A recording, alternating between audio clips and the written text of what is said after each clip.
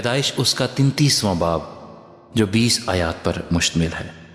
اور یعقوب نے اپنی آنکھیں اٹھا کر نظر کی اور کیا دیکھتا ہے کہ عیسو 400 آدمی ساتھ لیے چلا آ رہا ہے۔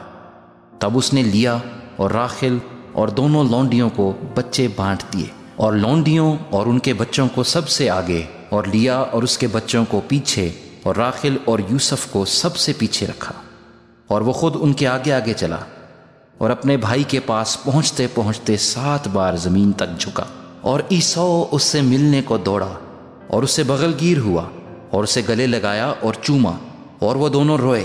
پھر اس نے آنکھیں اٹھائیں اور عورتوں اور بچوں کو دیکھا اور کہا کہ یہ تیرے ساتھ کون ہیں؟ اس نے کہا یہ وہ بچے ہیں جو خدا نے تیرے خادم کو عنایت کیے ہیں۔ تب لونڈیاں اور ان کے بچے نزدیک آئے اور اپنے آپ کو جھکایا۔ پھر لیا اپنے بچوں کے ساتھ نزدیک آئی اور وہ جھکے۔ آخر کو یوسف اور راخل پاس آئے اور انہوں نے اپنے آپ کو جھکایا۔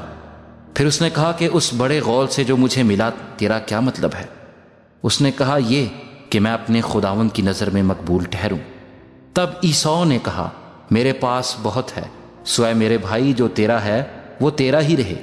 یعقوب نے کہا نہیں، اگر مجھ پر تیرے کرم کی نظر ہوئی ہے تو میرا نذرانہ میرے ہاتھ سے قبول کر، کیونکہ میں نے تو تیرا منہ ایسا دیکھا جیسا کوئی خدا کا منہ دیکھتا ہے، اور تو مجھ سے راضی ہوا، سو میرا نذرانہ جو تیرے حضور پیش ہوا اسے قبول کر لے، کیونکہ خدا نے مجھ پر بڑا فضل کیا ہے اور میرے پاس سب کچھ ہے۔ غرض اس نے اسے مجبور کیا، تب اس نے اسے لے لیا، اور اس نے کہا کہ اب ہم کوچ کریں اور چل پڑیں، اور میں تیرے آگے آگے ہو لوں گا۔ اس نے اسے جواب دیا میرا خداوند جانتا ہے کہ میرے ساتھ نازک بچے اور دودھ پلانے والی بھیڑ بکریاں اور گائیں ہیں، اگر ان کو ایک دن بھی حد سے زیادہ ہنکائیں تو سب بھیڑ بکریاں مر جائیں گی، سو میرا خداوند اپنے خادم سے پیشتر روانہ ہو جائے، اور میں چوپایوں اور بچوں کی رفتار کے مطابق آہستہ آہستہ چلتا ہوا اپنے خداوند کے پاس شعیر میں آ جاؤں گا۔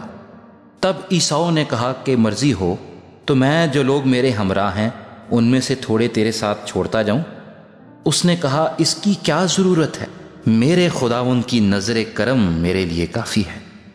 تب عیسو اسی روز الٹے پاؤں شعیر کو لوٹا، اور یعقوب سفر کرتا ہوا اس کات میں آیا اور اپنے لیے ایک گھر بنایا اور اپنے چوپایوں کے لیے جھونپڑے کھڑے کیے، اسی سبب سے اس جگہ کا نام سکات پڑ گیا۔